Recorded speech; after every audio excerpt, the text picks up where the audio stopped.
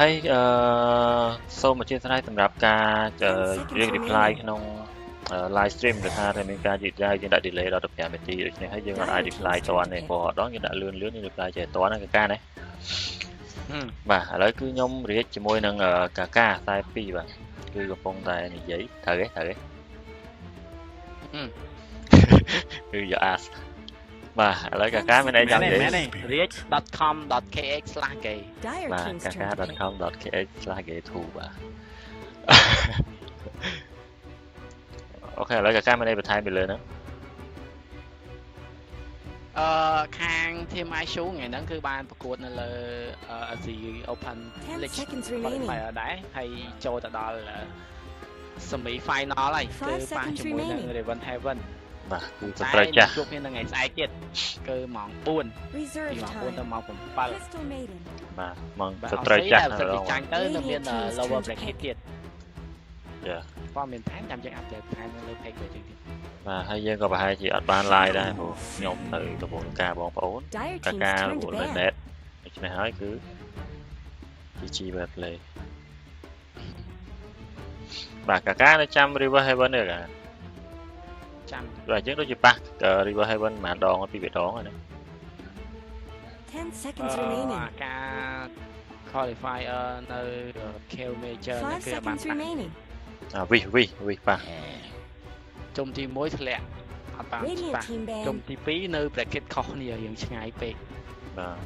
ទឥឡូវប៉ះហើយបើការប្រកួតនៅប្រទេសម៉ាឡេគឺស៊ីសាហុតឈៀមម្ដង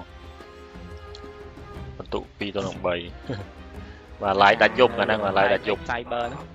បាទ live ដាច់យប់បាទឥឡូវយើងនៅតលេងមកមើលការប្រកួតរបស់ Beyond Godlike League iShoe ជាមួយនឹង Team Kudos គឺនៅដល់ទៅទី3គឺវគ្គសន្សំបន្ទុកផងដែរ10 seconds remaining បាទដំណើរការ brand របស់ Team Kudos នោះគឺថាគាត់ brand នៅលើ Keyboard Live Santo ជាមួយនឹង Slada ចំណែកការ brand របស់ Team iShoe គឺ Monkey King បាទយើងដឹងហើយបន្ទាប់ពី7.04 update គឺមាន Monkey King គឺនៅក្នុង CM mode ដំណើរការ band ទី2គាត់គឺ Map ណាទី3គឺ X បាទនិយាយទៅ X ទៅនិយាយពីក្នុង rank match គឺ band សឹងគ្រប់តែចំណែកការ pick របស់ team នៅសងខាងគឺ team The Kudos គាត់ pick ទៅលើ Amber Spirit ហើយនឹង Crystal Mate 10 seconds remaining 5 seconds remaining reserve time បាទសូមអធិស្ឋានមិញច្រឡំដាក់ offline ព្រោះតាក់ពេក friend online offline រហូតភ្លេចថាកំពុងតែ voice call បើសិច Dire team's turn to pick បាទចំណាយការ pick របស់ខាង team iShoe គឺ Abundant ហើយនឹង Shadowfiend អូបាទ Signature Hero គឺ Shadowfiend ហ្នឹងហើយបាទចំណាយការ band ទី3ទី4បាទទី4ខាង team iShoe គឺ Dark Steel ខាង The Kudos គឺ Vengeful Spirit គឺការ pick របស់ខាង iShoe គឺមាន Abundant ជាមួយនឹងការ support របស់គាត់ Shield និង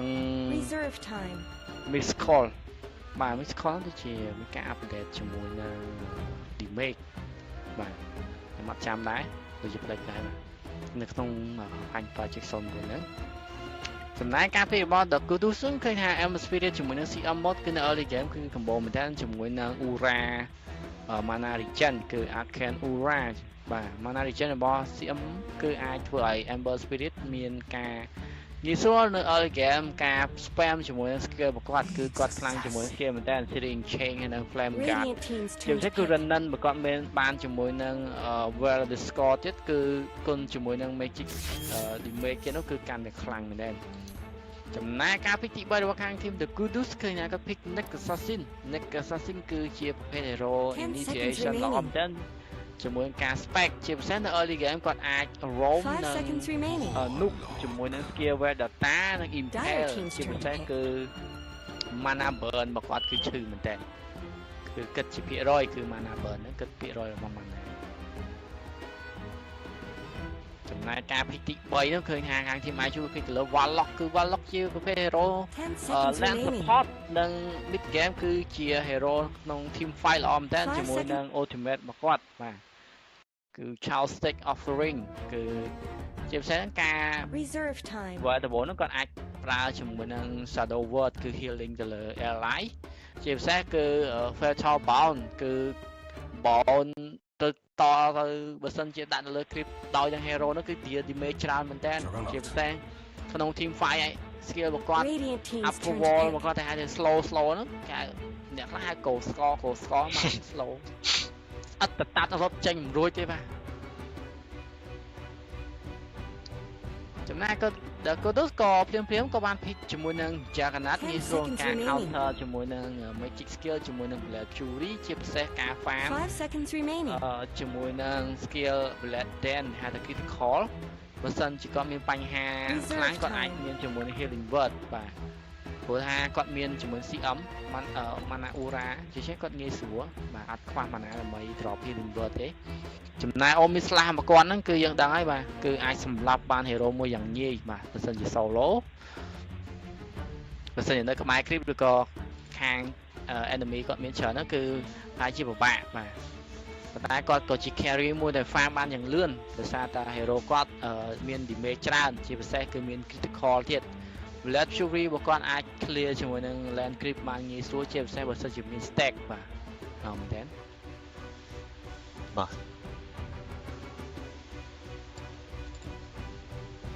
មានថែមទេអត់មានទេឥឡូវយើងឃើញ4 hero ហើយ The Kudus យើងឃើញ4 hero របស់ The Kudus គឺល្អមែនតើ hero របស់គាត់គឺអាច survive នៅក្នុង land ជាពិសេសគឺការរោមប្រហែលជាមិនច្រើនទេគាត់ត្រូវការចាំទៅដល់ Next Assassin មាន level 6ជាពិសេសហ្នឹងគឺ Ember Spirit បើសិនជាគាត់មានជាមួយនឹង The Score នៅទី8ទី9នោះគឺគាត់មានឱកាសច្រើនដើម្បី rotation នៅ early game បាទមើលការ team IQ គាត់ pick អីដែរមកនៅ slot ទី4ឥឡូវគាត់មាន support 2និង mid 1ឥឡូវគាត់បង្ហាញ carry គឺ Luna គឺជា carry ដែល farm លឿនមែនតើជាមួយនឹង Aura damage បាទ Luna Blessing គឺបណ្ដោះ damage ទៅលើ ally ដែលនៅក្បែរគាត់ទៀតជាពិសេសគាត់មាន wound relief គឺ bound ការ right click គាត់តគ្នាច្រើនមែនតើបើសិនជា up មិញ bound 16 5 seconds remaining. ចំណែកឯ Lucent Beam យើងដឹងហើយនៅក្នុង early game Lucent Beam មកគាត់ spam ជានិច្ចបើសិនជា offlane hero នៅក្នុង lane គាត់ spam ឲ្យឈឺមែនតើជាមួយនឹង Lucent Beam មកគាត់នៅក្នុង team fight គាត់អាចមានឱកាសច្រើនជាមួយនឹង Eclipse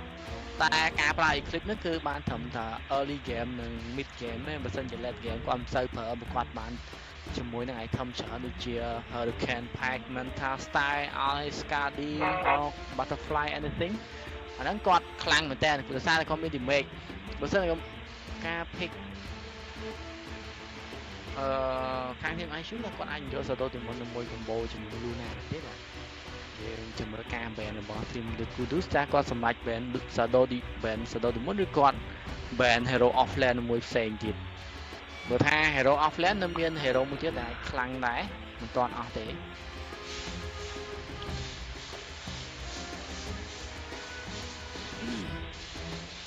Legion Commander ដោយសារតែខាង team IQ គឺ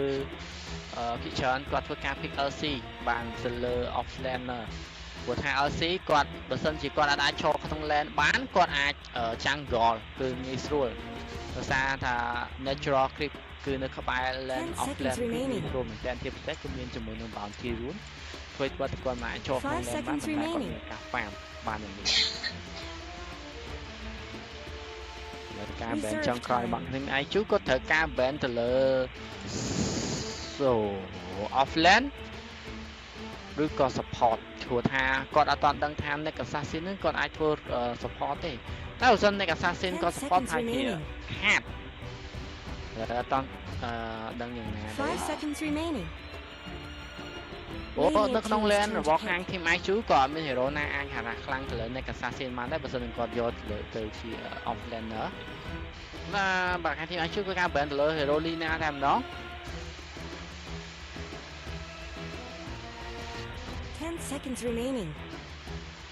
đấy với ca pick trong cái bọn khai team ai chu ấy 5 seconds remaining.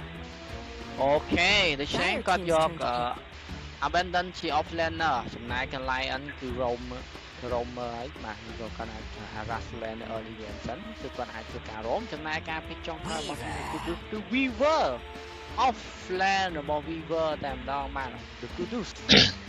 បាទកាកាអាចគិតថា Weaver support ទេ បើ Weaver support ហើយយើងចំណេញច្រើនដែរប៉ុន្តែថាវារៀង balance គ្នាទាំងពីរ hero ពីរហ្នឹងគឺ balance បានទាំងពីរ បាទ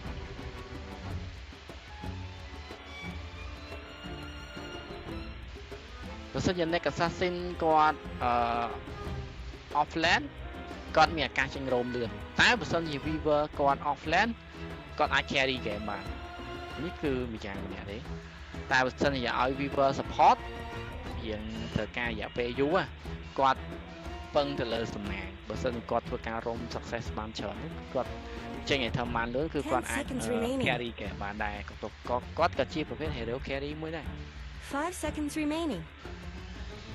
បាទលើ team នៅសងការកំពុងធ្វើការ picking ទៅលើ hero និងធ្វើការវិភាគសាពីយុទ្ធសាស្ត្រក្នុងការលេងជាពិសេសនឹងការ buy item ហើយសូមអរគុណផងដែរដល់ Page Group ដែលបានធ្វើជា poster រាល់ការប្រកួតផ្សេងៗបាទអូបាទអូ Amber set លុយមក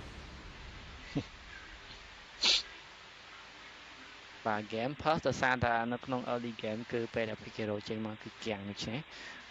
ប្រហែលជាមាន PC ខ្លះ crash បាទ Rick សុំ introduce ខាង team IQ បន្តិចមកតើគាត់លេងទៅលើ hero អីខ្លះដែរ បាទឥឡូវគឺខ្ញុំសូម interview ខាង team IQ បាទគឺ Sing គឺគាត់លេង Lion ហើយចំណែក Silver Baby គឺគាត់លេង Abandon ហើយចំណែក Warlock បាទលេងដោយ Love ហើយ View គឺគាត់លេង Carry បាទគឺ Luna ហើយ Mid នោះបាទគឺ Notavan បាទគឺគាត់លេង SF បាទកាកាជួយ interview ខាង team Kodus តិចមក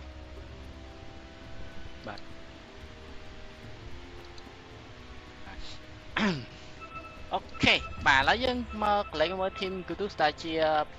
team ប្រទេសថៃគឺ Jagannath លេងដោយ Kun Joystick ថៃឈ្មោះវែងតិចចំណែក Weaver គឺលេងដោយ Reply Joystick អូបាទឈ្មោះគាត់ Reply តែ Joystick ថៃហ្នឹងគឺប្រហែលជា sponsor គាត់ហ្នឹងហើយ Mad គឺ Amber Spirit Jalapeno គឺ Next Assassin ចំណែក Crystal Media ហ្នឹងគឺ Harakiri វ៉ាឈ្មោះលយណាស់បាទគឺ support គឺ position ទី 5 បាទ ឥឡូវ game យើងកំពុងតែធ្វើខិតដោយសារតែ block បាន DC បាទ Arcana Jagannath បាទគឺបូកជាមួយនឹង set មាសហើយជាមួយនឹងដាវបាទគឺថ្លៃមែនទែនដាវនេះគឺចិត្ត 100 ដែរ ញាត់ជីមច្រើនណាស់បាទ Blade Keeper Blade Fury Blade Keeper Omnislah Blade Keeper Blade Gain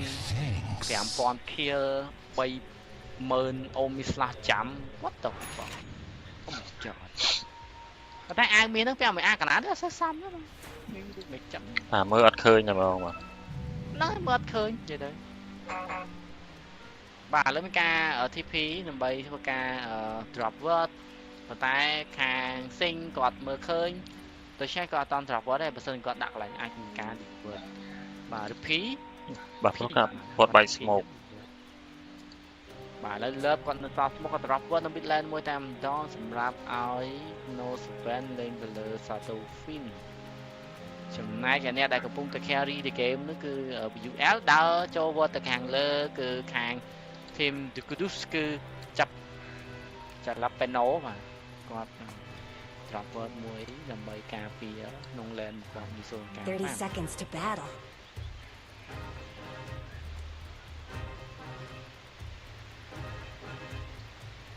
5បាទ5ហ្នឹងភាសារបស់ថៃកាត់បានន័យថា LL ដូចយើងនិយាយថា LL a lot of light អ្នកខ្លះគេថា a lot of love អី Let's មានន័យ get ច្រើនតាមគេ moving. ចង់ថា a lot of things បាទ Royal warrior. បាទแล้วមានការផើពីខាង the team the Kudus ផងដែរ សួស្តីអ្នកដែលកំពុងទស្សនាទាំងអស់គ្នាបាទយើងអាចបាន reply តនពេលវេលាទេពេលខ្លះដោយសារតែ game គឺ delay បាទគឺ delay 5នាទីដូច្នេះហើយគឺយើង reply អត់ទាន់ពាក្យទេព្រោះយើងត្រូវយឺត5នាទីបានយើងឆ្លើយដូច្នេះហើយគឺយើងពិបាកឆ្លើយ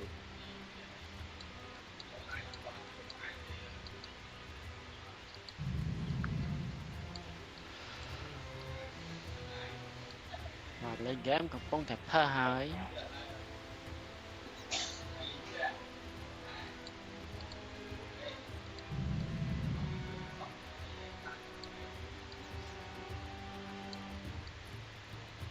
បាទ Amber គាត់មាន divine repair 2ស្រាប់ហើយបាទគាត់មានឈ្នះគាត់បាទ បាទមួកលយហ្នឹងបាទមួក មេតបនេះមួកញ៉ៃញ៉ៃតើយកកបិតវាយអត់តន់យកក្បាលចាក់ហ្នឹងមកយកមួក អូខ្នងហ្នឹងខ្នង infusion មែន បាទ ខ្នង Amber ហ្នឹងខ្នង infusion តាហ្នឹងឯង infusion មើលហៀអីគេបែបតាក់មក ឆុយខ្សាច់ ហើយឡើងខិចណាដឹងថារៀកមែន ហ៎ មើលទៅស្មារៀក មកហុយខ្សាច់អ៊ឺ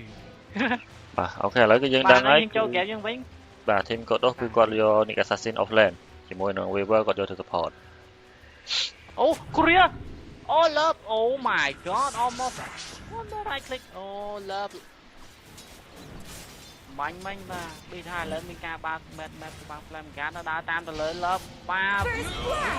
first land នៅ midland The first red is បាទ cracked. ខាងគាត់ធ្វើការ roaming មកតែម្ដងដោយសារគាត់ធ្វើជា support roam ទេ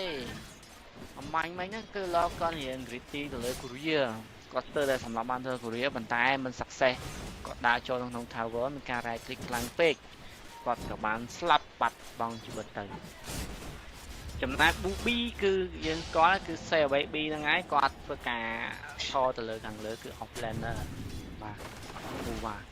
offlane នេះកាចមកដេញវាយ carry តែម្ដង បាទការដាក់បាត Divide Sentry បាទគឺល្អមែន Divide បាតដាក់ Sentry Divide បាតល្អមែនតើឥឡូវដាច់ហើយ បាទសន្តិបាទ បាទបាទនៅខាងលើគឺ Save Baby គឺគាត់ដើរជាមួយនឹង Jackanath ហើយមាន Baby Sit ទៅដោយ CM ហើយខាង mid គឺ Ember បាទគឺប៉ះជាមួយ Nosevan បាទគឺ SF ហើយខាងក្រោមគឺ2 ទៅ 3 បាទ អូប៊ីសម្រាប់ទៅលើផាយបានទៅហើយបាញ់មិញហ្នឹងប៉ុន្តែខាង Team ISU គឺត្រឹមថា level 1ប្រកប level 2មិញគាត់អាចបានការUL គាត់បាន up ជាមួយនឹង Luna Blessing ឲ្យបានផាយជាមួយនឹង Lucian Beam នោះទេអញ្ចឹងគាត់អាចសម្រាប់បានគ្រប់ Haste. ហើយគេថា Sing ក៏បាន take យកជាមួយនឹង Hand Mighty changes hands. ក្នុងមួយ team ឥឡូវខាង team ថតការមានម្នាក់ធ្វើការ roam បាទ Sing គឺនៅពីក្រោយទៅលើ Nosevan អូ Sing ចូលទៅហើយទៅតាមចាក់មួយបាទកន្លែងនេះអាចរ៉ាស់តនេះរ៉ាស់មួយទីបានមិនវិញមិនតគ្រប់ទេ one more right click អត់តគ្រប់ទេមានការ plan ការពី match បន្តការតាមពីក្រោយបាទជាប់ទៅ swarm មួយយើងឡាប់បាត់ទៅហើយ mid lane Nosevan អូ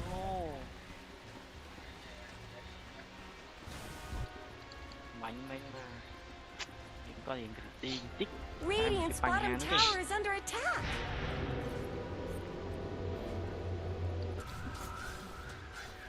តែខាង team ISU គឺ WL គាត់ប្រកាសបានបានល្អគឺ last seat គាត់ទៅនៅ top តែមួយអូ spike មួយបាទដល់គេបញ្ហានេះលើគាត់ harass ទៅលើ Jalapeno ឈ្មោះល្អ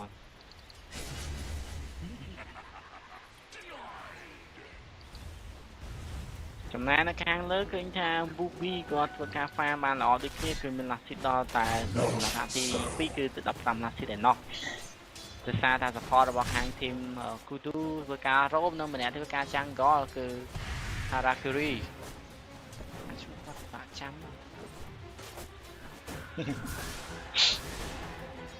អូបាទនៅខាងក្រម one more right click ទីមេគ្រប់ទេស្លាប់ហើយបាទជាមួយនឹង Shadow Word បាទលើតជាអ្នកគៀលបាទ បាទគឺគាត់មេឃមិញគឺច្រើនមែនបើសិនគាត់មិនបាច់តាមគាត់វាយតែ creep មិញហ្នឹងក៏បោន damage ទៅសម្រាប់ទៅលើ Nick Assassin បានដែរមិនសិនគឺមិនទេចលប៉ាណូ បញ្ជូបាទគឺគាត់ចង់បានគៀលខ្លួនឯងដូច្នេះគាត់អត់ចង់វាយបោនទេ បាទគ្រាបើសិនជា carry បាន kill ទៀត farm បានទៀតរត់តែលឿនមែនតើបាទ sound ខ្ញុំលឺតិចប៉ាយខ្ញុំនិយាយ voice chat តែអត់សូវលឺនេះចាំ check មើល ខ្ញុំលឺខ្លាំង ក្នុង voice chat receive voice អូខេ ចុចកន្លែង hook micro ហ្នឹងទៅវាមាន setting receive voice ដាក់ឲ្យពេញទៅខ្លាចអត់លឺ អូខេគឺដាក់កប់ហើយឥឡូវដាក់កប់ហើយអូខេបាទលើនៅខាងក្រោមមានការ spam ជាមួយនឹង swarm ជួបជីចូលទៅលើលើប៉ុន្តែនៅក្នុង T1 tower ទៅខាង reply គាត់ធ្វើការដកថយព្រាមចំណែក Asing កំពុងតែធ្វើការ stack ជាមួយនឹង ancient អត់ទេក៏មាន stack ទេមិញគាត់ roam ប៉ុន្តែដោយសារតែគាត់ធ្វើការ experience គាត់នៅ level ប៉ុណ្ណឹងខ្ញុំបានណាមកគាត់ឃើញពីការ harass ខ្លាំងទៅខាងក្រោមទៅលើ carry របស់គាត់គឺ UL ចំណែកនៅខាងលើ Bubi ឥឡូវគាត់ move ជាមួយនឹង moving speed ច្រើនតែជាមួយនឹង curve of avenues គាត់ up ជាមួយនឹង2 level ដែរម្ដងគឺអត់បាន up ជាមួយនឹង miss court ទេគឺគាត់ shield up shield តែម្ដងបាទ up shield មិនមានការ pop strike ផ្សេងក៏បាននៅខាងលើផងដែរក៏មានជាមួយ Winland និង Boot ប៉ុន្តែ word របស់ aggressive ខាង The Kudus ក៏ជាមានបញ្ហាគឺមានដល់តែ2 word ឯណោះបាទដូច្នេះគឺធ្វើឲ្យខាង team ISU ពិបាករោមទៅសម្រាប់ទៅលើ carry របស់គាត់ខ្លាំងតរលុះតែមាន smoke បាទលើការ ping ផ្សេងគេគឺមើលឃើញហើយដោយសារតែខាងក្បាលផ្លូវទឹកខាងលើអំបញ្ញមិញគឺមានជាមួយនឹង Oxford គឺពីខាង The Kudus Harakiri កំពុងនៅក្បែរ Sing ក៏កំពុងតែ ping ប៉ុន្តែសមាជិករបស់គាត់គឺ ignore ទៅលើ Sing ដោយសារគាត់ធ្វើការ farm ជាមុនសិនគឺនាទីទី16តែម្ដង No Sven គឺមាន35 last hit បាត់ទៅហើយគឺលឿនមែនតើជាមួយនឹងការ deny 18ចំណែកឯការ last hit អ្នកនៅទី2ហ្នឹងគឺ2គឺ save rate ហ្នឹងគឺ32 last hit និង deny 12 UL គឺមានជាមួយនឹង30 last hit បាទអ្នកនៅទី4គឺ Nick Assassin គឺ Jalapeno គឺមានដល់តែ22 last hit 24ឥឡូវបាទនៅ midland គឺ reply គាត់ធ្វើការ roam មែនតើឥឡូវក៏មានជាមួយ bottle ដោយសារគាត់ជា hero roam ដូច្នេះគាត់អាចប្រើជាមួយ bottle take to rune បាន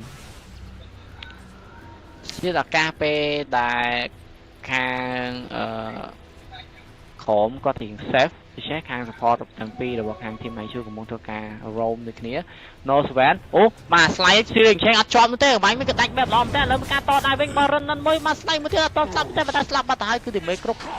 គឺដោយសារគាត់មានជាមួយនឹង flame guard គឺខាង No Sven គាត់រះដល់ឥឡូវមានការ up back មកពី Sing បាទជាប់ហើយតែទីមេនឹងក៏បាត់មានការ hack មួយទៀត one more right ស្លាប់ហើយបាទល្អមែនតើការ take the kill ដើម្បី Raven តែនៅខាងក្រោមគឺពីការសម្លាប់ពី Jalapeno ទៅលើ UL បាត់ហើយគឺ solo kill ដោយសារតែគាត់មានជាមួយនឹង Well Data បាទសម្លាប់ទៅលើ UL បាត់ទៅហើយនៅខាងលើគឺ Save Baby គឺ Sir តែស្លាប់បាត់មកជីវិតដូចគ្នាមើលទៅ HP របស់គាត់គឺដឹងដោយសារតែគាត់មាន Pro Time ដែលគាត់អាច survive ខ្លួនគាត់បានបាទមិនស៊ីងក៏រៀងមក let តែបន្តិចទេបាទគឺគាត់មកតនពេលវេលាគឺ met ហ្នឹងគឺប្រហែលជាមិនអាចសម្រាប់ទៅលើ Snow Sven បានទេ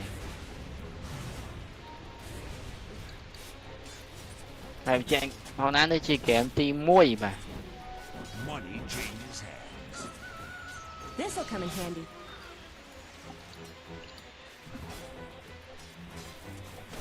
ខាងក្រោម Radiant's middle tower គឺ could use some help. UL គាត់ farm បានល្អប៉ុន្តែដោយសារតែការអារ៉ាពីJalapeno គាត់មាន Spike នៅ Impale គឺគាត់ចង់ build ជាមួយនឹង Hermite Dash មុនពី Jalapeno សិងក៏បាននៅក្បែរ carry ផងដែរដោយសារតែ level អូបានការ power data drop sentry មួយគឺអាចរកចេញតនពេលចំណែកឯ reply ក៏នៅក្បែរនោះដែរបាទឥឡូវមានការ ping មួយ Bobby គាត់មានជាមួយនឹង Facebook Winland បាទអូលឿនមែនតើជា movie speed គាត់កប់ហើយបាទពិបាកដេញតាមគាត់ណា No Survivor កំពុងតែបន្តការ farm នៅក្នុង jungle បាទគឺនៅក្នុង career របស់គាត់មានបាទ Bella Strength ចេះគាត់ចង់បានជាមួយនឹង Power Treat មុនឥឡូវមានការ harass ពីរូបថៃក្នុង jungle The Swarm remake ច្រើនមែនតើចេះគាត់អាចចូលទេបាទឥឡូវ1 rash 2 rash ទី2អត់ត្រូវនោះទេមានការបោះ Renan មួយទៅខាងក្នុងពីខាង Mad ភាសាគាត់ការពារបើសិនជាមានការបើកសង្គ្រាមនៅ Midland មិនគាត់អាចចូលទៅជួយទៅលើ reply សម្រាប់ Reno 7បាននៅខាងក្រោមគឺ Sing គឺអត់ទៅណាចោលទៅលើ UL ទេដោយសារតែវិញតែបានមានការបាក់ spec មួយជប់សាក់មួយចាក់មួយទៀតបាទ Lucent Beam មួយទៀតដើម្បី follow up stand ល្អមែនតើមានការ impale មួយជាប់ជាមួយនឹង UL one more right គ្រប់រង្វាន់ Sing take the kill ទៅលើ Jalapeno បាទការ land support គឺល្អមែនតើគឺគាត់អាចទុកទៅលើ UL បានទៀតទេ UL បើសិនគាត់តំណែងគឺនៅកសិកម្មមានអាការមិន solo kill គាត់បានបាទ Bobby ធ្វើការតដៃវិញហើយដោយសារគាត់មានបរោថាឥឡូវទុះបរោថាកំពុងធ្វើការ right click ប៉ុន្តែគុណគាត់មានជាមួយនឹង Omislam ការ drop healing word មួយអ្នកតាមមកនោះHarikiri បាទHarakiri បាទឈ្មោះអូឥឡូវជាប់ Frostbite មួយការប្រើ shield ដើម្បីបំបែកទៅលើ Frostbite ក្នុងក្នុង movie stream គាត់លឿនមែនតើជាមួយនឹង Facebook បាទឥឡូវគាត់អាចរួចទេដោយសារតែគុណគាត់មានជាមួយ Facebook ដូចគ្នាប៉ុន្តែមើលទៅខាងគាត់ give up ដោយសារគាត់បើសិនគាត់បន្តការដេញតាមគឺខាតពេលវេលាសម្រាប់ farm Jalapeno ប្រើជាមួយ data នៅក្រោយ T1 Tower ទៅមានតែរបស់ខាង Team IQ ដើម្បីធ្វើការ game អូឃើញហើយអូសិងកែមួយចាក់មួយមកល្មមឲ្យ met series change ស្លៃមួយស្លាប់ហើយបាទ hack មួយបាត់តន់ពេលវេលាទេគឺស្លាប់បាត់ហើយគឺអត់អាចជួយបានទេទោះបើសិនជាមានការ TP មកក៏ជួយអត់តន់ដែរ remake មិនច្រើនពេក Aken boot បានចេញមកណា love គឺនាទីទី10បាទអមតែការត្រង់បលក្នុង jungle មួយពីខាង team The Kudus ងាយស្រួលធ្វើក្បាលទៅលើ No Swan បើសិនគាត់ធ្វើការ jungle បាទកាកាមាន lag ទេកាកាមានមើលតាអត់ lag ផងបាទខ្ញុំថាអ៊ីនធឺណិតខាងគាត់ហើយគាត់ថាខ្ញុំក៏មើលនៅដូចអត់ lag ដែរ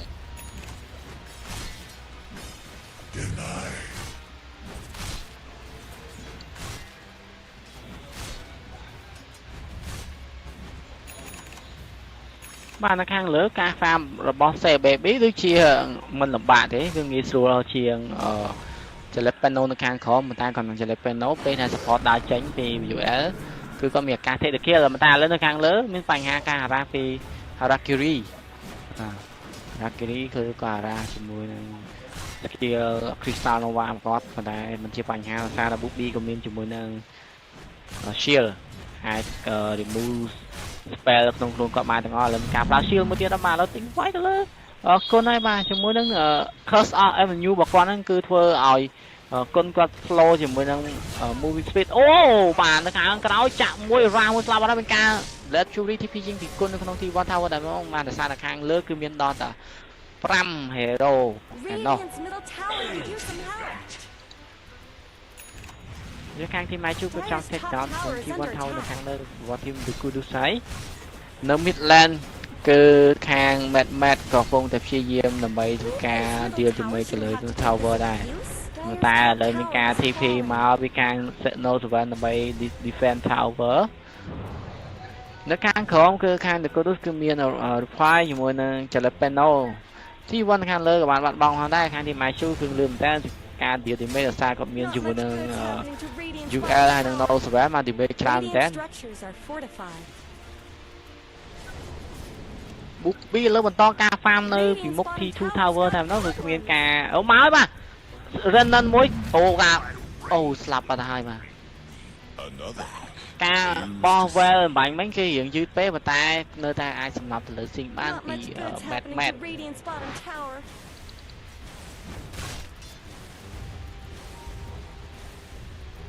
ឥឡូវឃើញថា Six B គាត់ធ្វើការ farm នៅក្នុង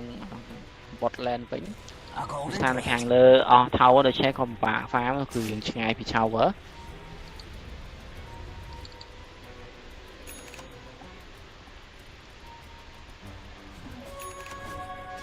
ខ្ញុំមើលដូចជាអត់ lag ទេបាទអ្នកនរគ្នាអាច check មើល internet connection អ្នកនរគ្នាបានឥឡូវយើងមើលមកកាឡាស៊ីនៅនាទីទី13ឃើញថា Noteven មាន109ឡាស៊ីនៅថ្ងៃ18 Booby មាន75នៅថ្ងៃ28 75ឡាស៊ីគឺបានទៅលើ UL នៅថ្ងៃ12លើ77ហើយអ្នកនៅទី4នោះគឺនៅ Assassin គឺ Jalapeno មកនៅ Veleta ដើម្បីធ្វើការ gang មកចូលមកបាទ Red ខ្វៀមមួយចាក់តន់ពេលវេលាទេបោះ Renan ចាក់ខោបាត់ហើយបាទឥឡូវជាប់ទៅ Swarm drop ulti ពីលើ5មួយស្លាប់បាត់ហើយទៅ one more បោះ Renan ចេញពី Wet មែនឡំតែមានការទី2កំពុងតែចង់ការ back up គ្នាប៉ុន្តែបាត់បង់តែម្នាក់តែម្ដងគឺអស់ទៅ auto back ទៅ2តែមិនជាបញ្ហានោះទេខាង team ISU អាចបន្តការ push ទៅលើ T1 Tower បាទឥឡូវជាប់មួយទៀតបាត់ហើយ Book 2 ពីក្រោយ T1 Tower នៅ Midland តែម្ដងបាទ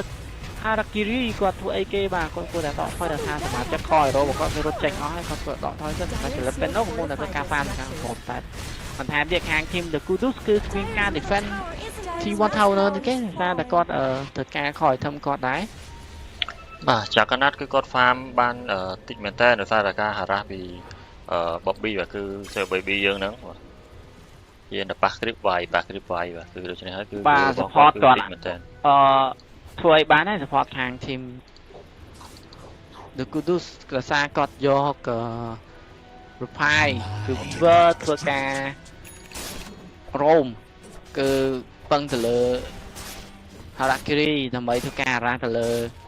Sir Baby ប៉ុន្តែមិនសម្រាប់អាសាគាត់មានជាមួយនឹង shield បាទហើយគឺគាត់តាន់មែនតើបាទឥឡូវ UL แล้วចប់ទៅ Swarm ហីអូបាទវេលាតាកំពុងមកពីក្រោយប៉ុន្តែសមាជិករបស់គាត់កំពុងតែធ្វើការ backup គ្នាគាត់នៅការ destroy ទៅលើ The Swarm ខាង team ចលិត Peno បាទទៅខាង The Kudus កំពុងតែធ្វើការដកថយភ្លាមៗតែម្ដងដោយសារតែឃើញ support របស់ខាង team ISU ដូច្នេះគាត់អាចចូលបានទេជាពិសេសគឺ Sing បាទមានជប់សាត់ហើយមាន figure of death ទៀតបាទបានទេតែចឹងចោលមុខមួយស្លាប់បាទ middle finger បាទ The Mad ឥឡូវគាត់ចង់ទៅពីក្រោយខាង team ISU ប៉ុន្តែ Noteven កំពុងប្រើជាមួយ Shadow Blade ក៏មាន Shadow Blade ហើយនៅមាន Old Club មួយ Old Club របស់គាត់អាចវាជាមួយនឹង Dragonland ឥឡូវចូលឯង Requiem ទេបាទអត់ទេ right click មួយរ៉ាស់មួយតែម្ដងដើម្បី damage តែម្ដងចំណែកឯខាងគុណកំពុងតែ farm ក្នុង jungle អូJalapeno នៅបន្តការ farm ដល់ឡើយក៏មាន Hermite Dash ប៉ុន្តែខាង team ISU ឥឡូវគឺការចាក់មួយជាប់បាត់ហើយតែគ្មាន hold up នោះទេជប់មួយទៀតបើការទី2មកបាទពីផាឥឡូវមានការបោះ Renan ចូលពីការប្រើ shield ល្អមែនតើលោក speaker of death មួយបំបាយទៅលើ flame guard ប៉ុន្តែក៏ស្លាប់បាត់ទៅហើយជាមួយនឹង Renan របស់ Mad បាទគាត់បន្ថយពេកបាញ់មិញគឺសមាជិករបស់គាត់អាចចូលបានទេគឺ UL កំពុងតែធ្វើការ farm ជាមួយនឹង Ancient Stack របស់គាត់គឺគាត់មាន Herald Dominant Power Tick មួយបាត់ហើយយើងអុក recruit នៅក្នុង staff របស់គាត់គឺគាត់ចង់បានជាមួយនឹង Dragonland ជាមួយសិនចំណានលើបគឺគាត់ hero support អត់មានអីទេ Noteven បានសម្រេចជាមួយនឹង Dragonland មកគាត់បាត់ហើយចំណាន Mad ក៏មានជាមួយនឹង Vanadescore បាទ Jalapeno គាត់កំពុងតែ farm យកជាមួយនឹង Blink Dagger គឺនៅ 1000 gold ទៀតបាទហ្នឹងទី1 tower នៅខាងក៏បាត់កំទេចចោលដោយសារ Noteven ផងដែរល្អមែនតើDire's bottom tower is under attack. ខ្ញុំនិយាយតិចទៅខ្ញុំនិយាយសាប់តិចបាទអូខេឥឡូវគឺយើងមកមើល game បន្តគឺយើងមកមើល item គឺ update item គឺ Noteven គឺគាត់បាន Shadow Blade ជាមួយនឹង Dragonland ហើយ item តបរបស់គាត់គឺ BKB បាទដូចគាត់បានបាទអុក club មួយហើយចំណែកខាង Warlock គឺគាត់អត់មានអីទេបាទ Love ព្រោះថាគាត់ support បាទគឺគាត់មាន AC boot មួយហើយចំណែក Lion បាទគឺ Sing នោះបាទគឺ support roam គឺគាត់ចិត្តបានបលីងឯងគឺគាត់ប្រហែលជា300 គោទៀតទេហើយចំណែក view បាទគឺគាត់បាន Dragonland មកជាមួយនឹង Hell of Dominator ហើយធម្មតារបស់គាត់គឺ Mental Style បាទហើយចំណែក Sir Baby របស់យើងគឺគាត់ Lay Off Lane ហើយក៏គាត់បាន harass នៅ carry របស់គេមែនតើដូច្នេះគឺគាត់បាននៅ Peace Boot ជាមួយនឹង Vladimir មួយហើយហើយចំណែក item ខាង team បាទ Kodos បាទចាក់បាទគឺចាក់កណាត់គឺគាត់បាននៅយ៉ាតាហ្នឹងហើយព្រោះថាអត់ទាន់ delivery មកទេព្រោះថាដោយសារតែមានការ harass ពី Sir Baby ខ្លាំងពេកបាទគឺដូច្នេះហើយគឺ goal របស់គាត់ គឺនៅឆ្ងាយមែនទេមកខុសពី no 7ដល់ទៅជិត 4000 គោជាងបាទហើយចំណែក Weaver គឺគាត់ជា support roaming បាទ position 4 នោះគឺគាត់មានត្រឹមតែ bottle ជាមួយនឹងបាទដូចអត់មានអីទេព្រោះថាគាត់មាន900 គោនៅក្នុង pocket ហើយចំណែក CM បាទគឺ hard support គឺគាត់អត់មានអីដូចគ្នាចំណែកខាង Ember បាទគឺគាត់នៅ mid lane គឺគាត់បាន boot of travel ជាមួយនឹង well of discord ខាង Nick Assassin មកគឺគាត់មាន Blink Danger ជាមួយ AC Boot ហើយជាមួយនឹង Heromeda អូនខាងលើអូបាទចលិតពេលនោះកេះមួយជាប់លើបាត់ហើយ drop OT តោះមានការជឿល្អតែលើការទី2អត់តនេះអូមី slash ស្លាប់បាត់ទៅហើយគុំពីមុនការរត់ពីក្រោយខ្នងមកគាត់គឺមាន5 hero របស់ team The Good to Stam ដល់មកទៅការអាចការប្រើជាមួយនឹង shield បាទគាត់មាន Baro ថាមក Baro ថាពេញឥឡូវឯងបាទអូគាត់នឹងជួយរត់តែមក space create ហ្នឹងបាយ space ដាក់ shield មួយទៀតតដៃវិញឥឡូវចាក់តាន់ទៅគាត់ហើយរត់នេះកន្លែងស្លាប់បាទហើយ No Spencer តែបើសិនជានៅ UTG ហ្នឹង No Spencer អាចកំទេច T2 Tower ហ្នឹងបានហើយបាទពី make ពី No Spencer ច្រើនតែនៅ No Spencer ផងដែរឈ្មោះទៅរកដំណើរទៅរក PKB បាននៅ recipe មួយទៀតក៏បាននៅ PKB អត់ទៅទីស្លៃបាទស្រីឆេងជាប់បណ្ដាច់ TP ស្លាប់បាត់ទៅហើយទីមាន danger បាត់ទៅហើយលឿនមែនតើបាទបាញ់ហ្នឹងគឺមានតែ2 hero ទេបាទមិនគួរណាខាងជា My Shoot ក៏បន្តនៅមុខ T2 Tower ខាងនេះបាទហើយមានការដានហើយបាទស្លាប់បាត់ហើយបាទ Requiem មួយបាទគឺល្មមបាទទៅបាទនេះតាមទឹកទៅខាងបាទគឺអាចទឹកបានបាទត្រឹមតែ1 Requiem បាទសម្លាប់ទៅលើ carry របស់ខាង team The Kudos បានយ៉ាងងាយតែម្ដង